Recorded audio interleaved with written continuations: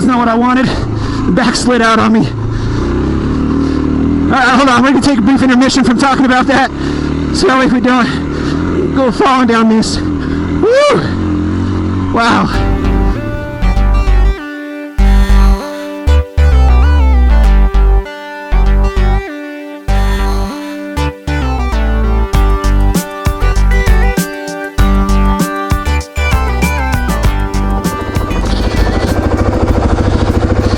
Alright, what's going on, everyone? Welcome back to the Adventure channel. My name is Josh, and we just came down to Deep Creek here. Now we got to get out of it. So we're going to see how well that goes, because this trail's pretty nasty. And I don't have a very good rear tire, so let's see. This looks like a good line here.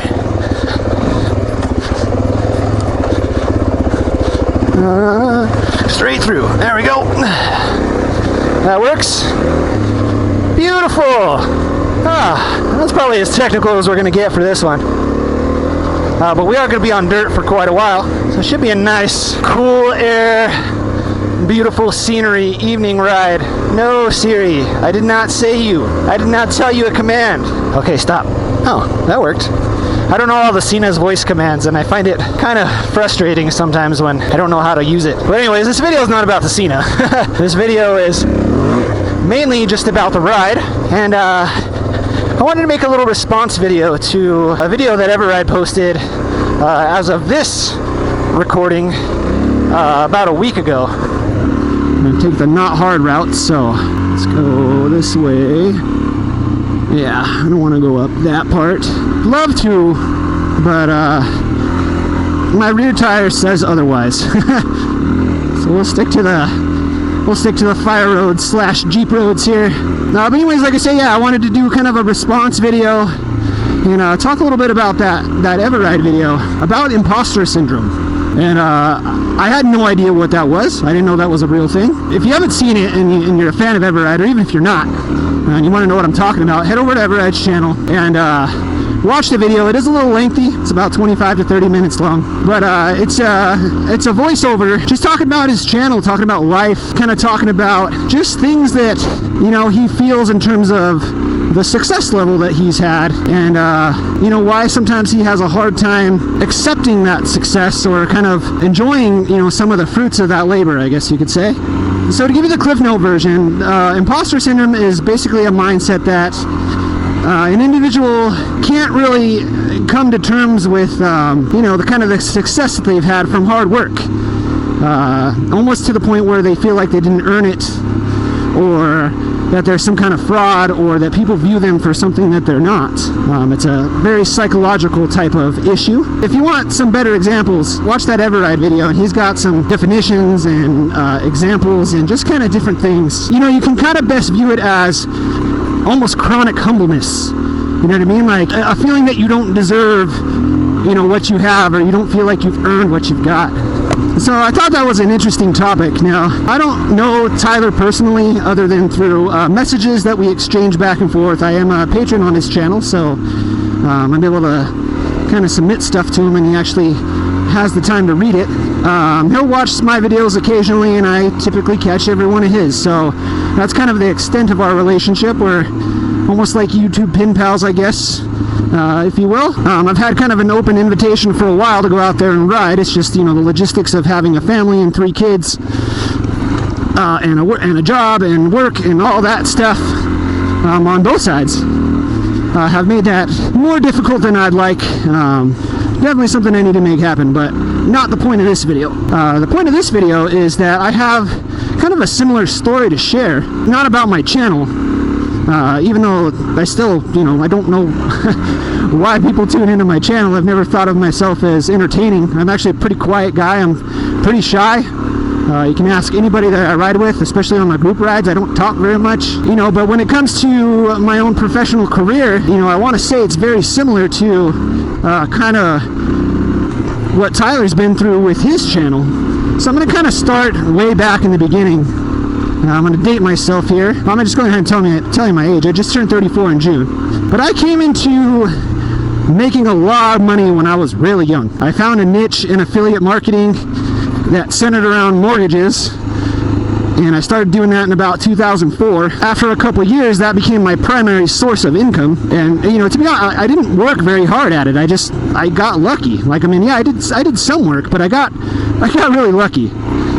And long story short, by the time 2008 rolled around, I was broke beyond your wildest imaginations. We had no money.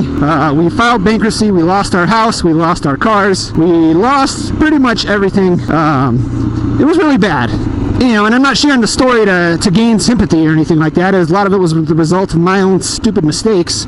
But, it's a story, and it's I look back and it was a very valuable learning experience for me. But, the effects of that lingered on for a few years. It wasn't until probably around 2011, 2012 that, I really kind of got a handle on things. And even since then, I've made mistakes, but we're in a lot better place than we were back then. And so I know Tyler's story, and I know it's very similar. I know he used to be a teacher, and he lost his job as a teacher and decided to take YouTube full time and kind of pursue a entrepreneurial thing on YouTube. And, has had reasonable success with that. This leads down to Devil's Hole, I believe. Yeah, this goes to Devil's Hole. We don't want to go to Devil's Hole today. We will be doing that once the weather cools down and we get some better tires. But he's been able to reinvent himself, multiple times. First just doing YouTube stuff, then doing Amazon affiliate links, then moving to Patreon, trying to do the Airbnb, trying to host the Weekender rallies. And I'm sure there's other failed attempts and different things he's tried. That we don't even know about as viewers of the channel.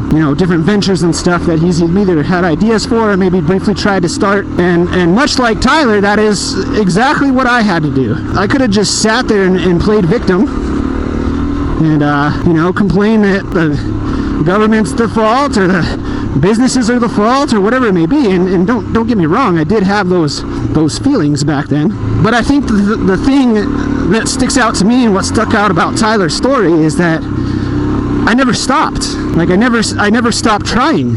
Immediately after I got laid off from my normal job, because I was doing the affiliate stuff on the side and I had a normal job, I immediately started to work on what was remaining of the affiliate stuff before it really tanked. And I immediately went out and got another job. And this is at the start of the economy crashing, like at the end of 2007. And I was lucky enough to get hired on with Verizon as a customer service rep. I wanted to be a sales rep because I knew they got paid more money.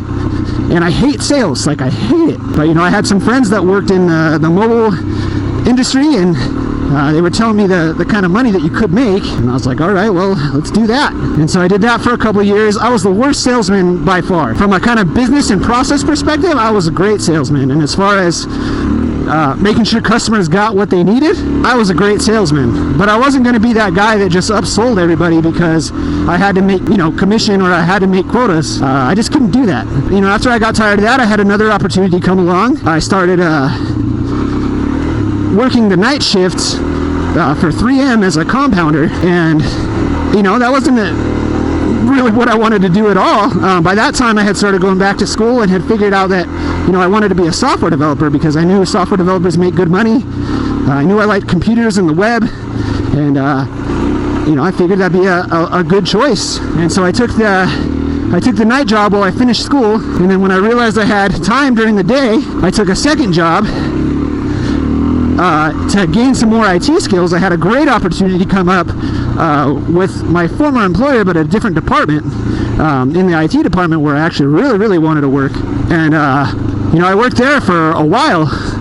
Even after I got my first developer job, I stayed on with them, and and I ended up getting a great job with a good company. I had a great boss, great coworkers, and I worked there for a few years. And unfortunately, it got to the point where it got stagnant. I mean, I love my coworkers, and I love, my boss, and the job and the atmosphere and everything was great. But as far as future-looking goals, I mean, I knew I couldn't stay there if I ever wanted to make more money, or if I wanted things like better benefits or things like that. I mean, it's just something that they weren't going to be able to offer, not for a while, or maybe not ever. So, I had to leave, and that was maybe like 7-8 months ago. And there's days where I regret that decision because that job was more fun, quote unquote fun than what I'm doing now, but at the same time, now I'm making more money. I have way better benefits. The company that I'm working for does a lot of good in the world.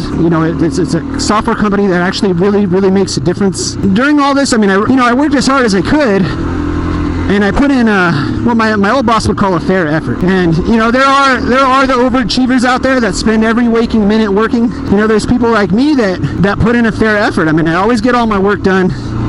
I show up to work on time. I almost never ever take days off for anything. Almost to the point where it's probably not good, because I even don't use my vacation time the way I should. But to say that I'm working 100% of the time when I'm at work, that's that wouldn't be a fair statement to say. It's sometimes when I look back on that, like wow, I'm getting paid really good money as a software developer, and there's a lot of days where I'm just thinking, or I'm just in meetings, or I'm just sending emails, or I'm just like, how am I here? Like, how did I get here? How am I lucky enough to have a job like this when there's a lot of people struggling out there? And Tyler uses the example, like, if he goes to Burger King, or I can't remember which restaurant he referenced, but he's basically said, like, if the guy at Burger King that works probably way harder than he does, and probably way harder than I do, how is that fair that he makes so much less? And like, that's the part where I gotta remind myself of all the struggles and all the stuff that I went through to get here. And I think that's one of the greatest things about living in America, or anywhere that you have opportunities to create business for yourself, or to pursue an employment for yourself, or to go to school, or whatever the case may be. You have the opportunity to change your life. Nobody's going to do it for you. You can't count on other people to do it for you. And that, like, I count on a monthly paycheck from my employer, but I know, especially in the role that I'm in, or the position that I'm in, I know I could go get another job somewhere. Maybe it may not be the exact one, but it would be up to me to do that. If that was to happen, I can complain that, I'm not working for this company that I really liked anymore. Why don't I just complain about it? And it's just like, that's never been me. I can't do that. I don't think I should have gone this way. I don't think I should have gone this way. Oh, I came down this with Garrett last time. I have to cut across right here.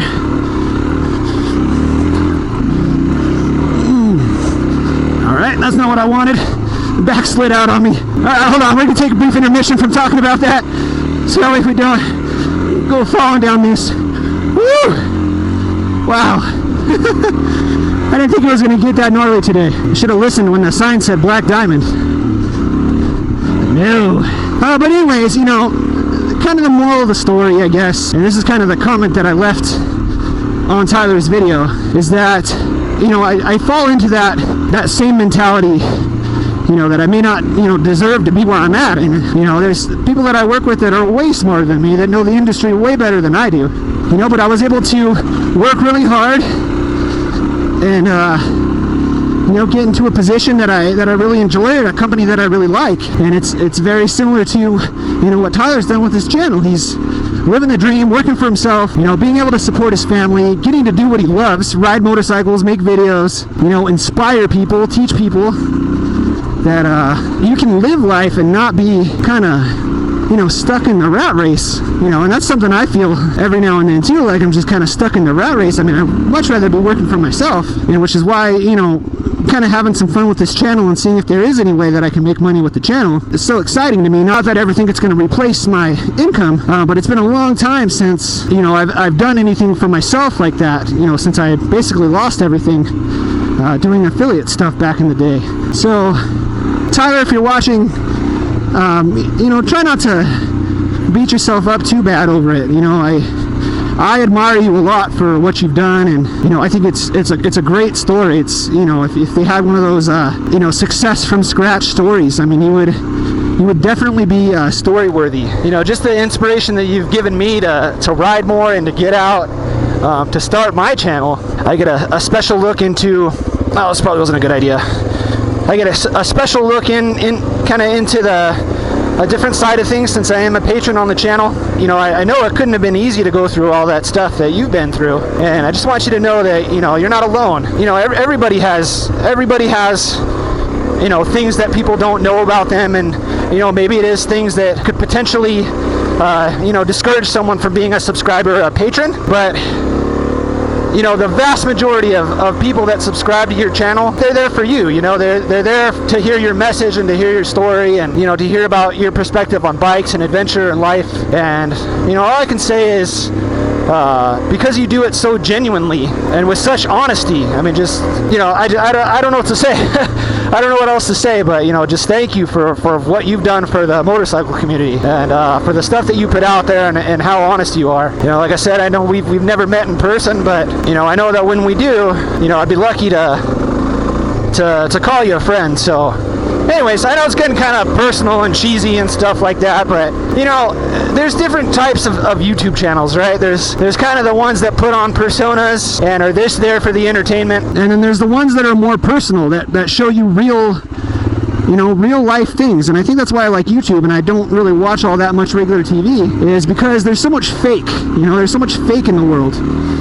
And you know, this goes well before like fake news and you know, all the other fake hashtag fake this, fake that, blah blah blah. It's just, you know, things are fake. Like, we're led to believe that, you know, life is this pretty picture that's painted for us in marketing and, you know, Hollywood movies and stuff like that. But in reality, you know, life's full of struggles. It's full of ups and downs. You know, that's kind of what I tend to gravitate towards, is things that are real, people that are going to be real. I think Tyler does a great job of that. A lot of other dual sport moto vloggers do stuff like that, like Jeff from Colorado Dual Sport, another person that I'd love to meet someday. You know, like I said, all I can say is, you know, thank you guys for putting out the content that you do, and sharing real life. And you know, if somebody doesn't like it and they prefer to watch something fake, then you know, let them go watch something fake, and you know, we'll all be here on the realistic side of things to support you. So, but yeah, anyways, I've rambled on for long enough. I think I'm hoping some of this even makes sense. A lot of times when I talk and I go back and listen to it, and it's just like, yeah, maybe I shouldn't make a video about that. But yeah, so like I said, just, you know, Tyler, keep on keeping on. And for the rest of you, thank you for watching, you know, me, for watching Tyler, for being part of this kind of moto vlogging dual sport community, and you know, just for all the support. But anyways, guys, thank you so much for watching. If you like this video, please leave a like down below. If you're new here, please subscribe. We like to do adventures like this. Occasionally we talk about life. Occasionally we talk about bikes. Occasionally we don't talk about anything. Occasionally we just ride. If that's what you're into, go ahead and hit that big old subscribe button. Leave a like and let me know what you think down in the comments. But anyways, until next time, guys, be sure to have fun, take care, and ride safe. And I'll see you guys in the next video. So until then, be sure to get out there and have adventures of your own. And I will see you guys next time. Later.